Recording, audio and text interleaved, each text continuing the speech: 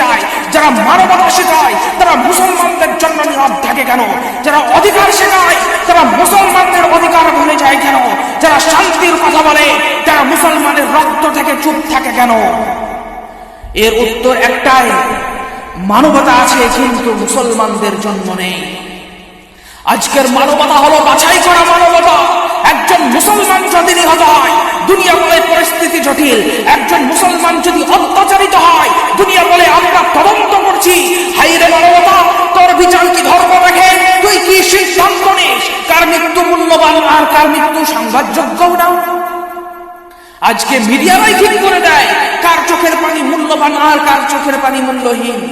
আজ পৃথিবী এমন এক জায়গায় দাঁড়িয়ে আছে যেখানে একটি বোমা যদি মুসলমানের ঘরে পড়ে, দুনিয়া তারই তদন্ত চায়, তারপর দুনিয়া তার অপরিদোষ চায়। কিন্তু সেই বোমা যদি মুসলমান ছাড়া অন্য কারো ঘরে পড়ে, দুনিয়া তখন শোক সভা করে, মোমবাতি জ্বালায়।